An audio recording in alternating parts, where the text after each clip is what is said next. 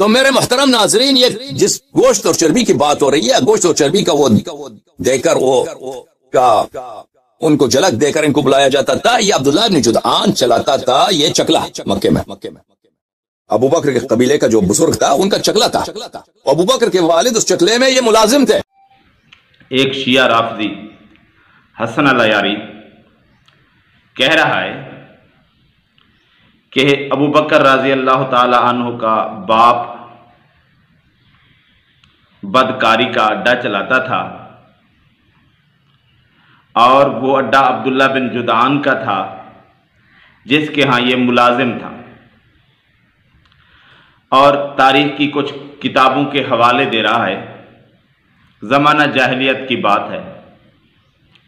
عبداللہ بن جدعان کے بارے میں جتنا ہم جانتے ہیں مشہور تھا کہ وہ ایک سخی آدمی تھا، صلہ رحمی کرتا تھا، جیسا کہ عائشہ رضی اللہ تعالی عنہا سے صحیح مسلم کے اندر یہ روایت موجود ہے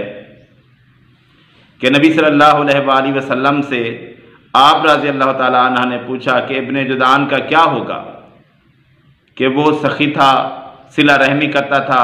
تو آپ صلی اللہ علیہ وآلہ وسلم نے فرمایا کہ اس کی یہ باتیں کچھ کام نہیں آئیں گی، کیونکہ اس نے کبھی نہیں کہا کہ اے اللہ قیامت کے دن مجھے معاف فرما، میرا حساب کتاب اچھا فرما، تو اس لیے اسے کچھ فائدہ نہیں ہوگا۔ یعنی کہ وہ ایک مشرک تھا لیکن ایک مکہ کا معزز آدمی تھا۔ برائیاں بھی ہوں گی اور تاریخ کی کتابوں میں تو پتہ نہیں کہاں سے کیا آ جاتا ہے، غیر مستند روایات جن کی نہ کوئی سند نہ کوئی بات، اور بالفرض مان لیا کہ اس کا یہ دھندا تھا،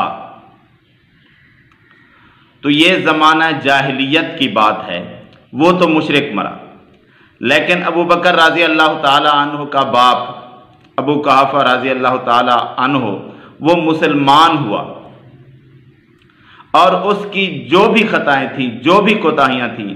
اللہ تبارک و تعالیٰ نے معاف کر دیں، کیونکہ اسلام لانے سے پچھلے سارے گناہ اس کے معاف ہو گئے، اس نے اللہ تعالیٰ سے توبہ کی، اور جب بندہ مسلمان ہو گیا، اللہ تعالیٰ نے، اللہ کے رسول صلی اللہ علیہ وآلہ وسلم نے اس کا اسلام قبول کر لیا۔ تو ان رافضیوں کو پتہ نہیں مسئلہ کیا ہے، یہ ہر ایسی ہستی جس کو اللہ کے رسول صلی اللہ علیہ وآلہ وسلم نے عزت دی، یہ اس کے خلاف ہو جاتے ہیں۔ اور یہ تو ان کی بات تو جاہلیت کی تھی، بالفرض اگر صحیح تھی،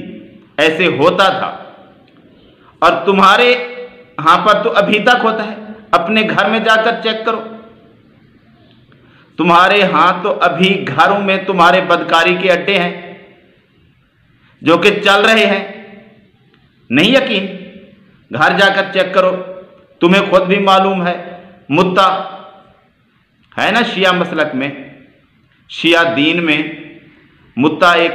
مانی ہوئی بات ہے، اس پر بحث بھی نہیں ہو سکتی کہ شیعہ متع کو مانتے ہیں یا نہیں مانتے، ہر شیعہ مانتا ہے کہ متع ہے،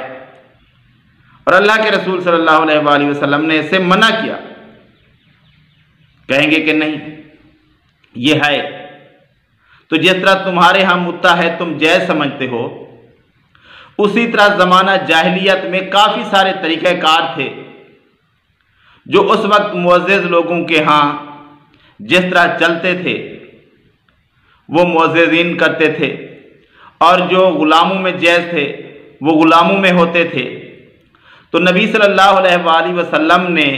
جب اللہ تعالیٰ کے حکم سے وہ باتیں منع کر دی تو کوئی بھی جو شخص مسلمان ہو گیا ان باتوں پر عمل نہیں کرتا تھا،